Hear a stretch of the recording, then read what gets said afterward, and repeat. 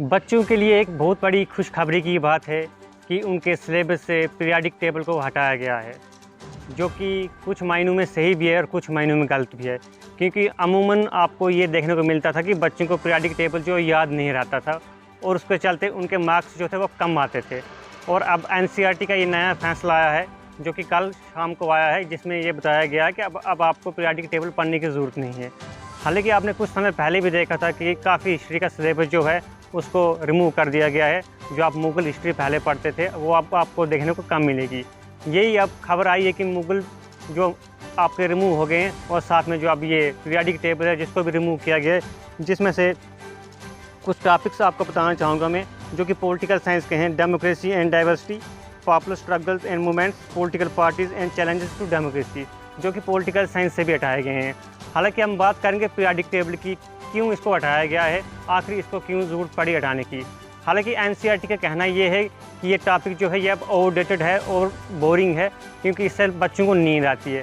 हालाँकि जब हम भी पढ़ते थे हमें भी इसको बड़ी स्ट्रगल के साथ इसको याद करना पड़ता था, और अब भी जब बच्चे इसको पढ़ते हैं तो काफ़ी उनको स्ट्रगल और बड़ी प्रॉब्लम को फेस करना पड़ता था। लेकिन अब उनके लिए खुशखबरी की बात ये है कि इसको हटाया गया है।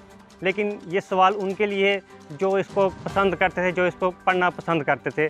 लेकिन कुछ ऐसे बच्चे भी हुआ करते थे जिनको ये पसंद नहीं था। आपके लिए प्रश्न ये बनता है कि आप क्या चाहते थे, या इसको हटाना चाहिए या नहीं हटाना चाहिए, या जो मुग़ल के चैप्टर भी पहले हटाए गए हैं उसको भी रखना चाहिए था, या आपके लिए वो ज़रूरी था पढ़ना या नहीं था पढ़ना। हालाँकि कोविड-19 के टाइम में जब आप ऑनलाइन स्टडी करते थे, जब आप स्कूल नहीं जाते थे, तब आपको ये सिलेबस को कम किया गया था, क्योंकि ये कुछ ज़्यादा बर्डन वाला सिलेबस था जो आपको पढ़ने में काफ़ी इसको दिक्कत आती थी। उस समय के लिए आपको 30% से आपका सिलेबस कम किया गया था।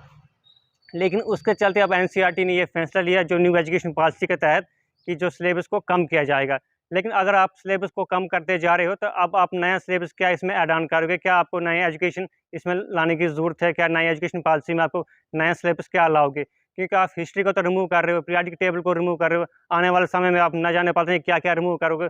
तो बच्चे क्या सीखेंगे? क्या वो अपनी जो नई सियासत बनाएँगे, जो नए बच्चे पॉलिटिक्स में जाएँगे, बड़े-बड़े ब्यूरोक्रेट्स बनेंगे, वो क्या सोच समझ कर बनेंगे? क्योंकि उन्होंने तो हिस्ट्री पढ़ी नहीं होगी। ये जो पुरानी-पुरानी चीज़ें हैं जो हमने पढ़ी थी, वो उनको उसकी जानकारी नहीं होगी। तो आप किस हद तक इसको सही मानते हो, वो भी आप इस कमेंट बॉक्स में ज़रूर बताएँ कि जो पीरियाडिक टेबल जिसको हटाया है, ये सही है या गलत है। और जो हिस्ट्री के टॉपिक्स आपको देखने को अब पहले मिलते थे, जिसको हटाया गया है, जिसमें हमें बहुत कुछ अच्छे टॉपिक्स लगते थे, कुछ बोरिंग भी लगते थे। लेकिन बहुत सारे बच्चों को हिस्ट्री जानने की पूरी कोशिश इच्छा होती है कि हमें पूरी पता होनी चाहिए कि हमारी इंडिया की हिस्ट्री क्या थी, वर्ल्ड हिस्ट्री क्या थी। और कुछ बच्चों को इसमें काफ़ी रुचि होती है जानने की, क्या हमारी हिस्ट्री थी, क्या वर्ल्ड हिस्ट्री थी। अगर वो यही नहीं जान पाएँगे तो वो आगे आने वाले समय में क्या ब्यूरोक्रेट्स, क्या पॉलिटिशियन बनेंगे। आपसे भी ये सवाल बनता है कि क्या आपको लगता है कि जो एनसीईआरटी का फैसला है वो कितने मायनों में सही है? पीरियाडिक टेबल को हटाना या वर्ल्ड हिस्ट्री को हटाना, जिसमें से हमारे ये मुग़ल के चैप्टर्स हैं जिनको रिमूव किया गया है।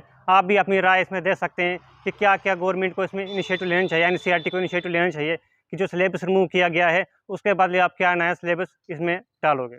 साथ में मैं एक और बात ऐड करना चाहूँगा, जो न्यू एजुकेशन पॉलिसी के तहत आपको देखने को और सुनने को मिलता है कि हम बच्चों का बर्डन कम कर रहे हैं और बच्चों को बुक्स कम लेनी है स्कूल में। लेकिन अभी भी आपको स्कूल में बच्चों के पास 20 से 25 किताबें आपको देखने को मिलती है, और वो भी उसी स्कूल की किताबें और उसी दुकान पे मिलेंगी, एक पार्टिकुलर दुकान पे आपको देखने को मिलती है। ये भी कहीं न कहीं अच्छी बात नहीं है। और जो न्यू एजुकेशन पॉलिसी के तहत कहते हैं कि हम आपका बर्डन कम कर रहे हैं, लेकिन मैं ये कहता हूँ कि बच्चों का बर्डन अभी भी कम नहीं हुआ, अभी बर्डन उतना का उतना ही है। अगर आप बात करें अमेरिका की किसी फॉरेन कंट्री के स्कूल की दौर की बात करें, तो वहाँ पर आपके बच्चों के पास उतना बर्डन नहीं दिखता। वो अपनी खेल-कूद भी अपने अच्छे तरीके से करते हैं। उनका हर एक काम अच्छे एक्टिविटी से होता है। लेकिन अगर आप अपनी इंडिया की बात करते हैं, तो वहाँ पर बच्चों को सिर्फ़ इतना किताब का बोझ दिया जाता है कि वो उससे बाहर निकल नहीं पाते, और आपको देखने को मिलता है कि बच्चों की जो हाइट है वो भी बढ़ नहीं रही है, उनकी जो ग्रोथ है वो भी अच्छे तरीके से हो नहीं रही है, और दिन-ब-दिन कमज़ोर होते जा रहे हैं। हालाँकि एनसीईआरटी ये कह रही है कि हम सिलेबस को कम कर रहे हैं, लेकिन वो उस सिलेबस को कम कर रही है जो हमारा इतिहास में रह चुका है, उसको कम कर रहे हैं, जिससे वो आगे जाकर जिससे बड़े पद पर पहुँचेंगे। तो देखना ये है कि आने वाले समय में एनसीईआरटी क्या-क्या नए फैसले लेती है।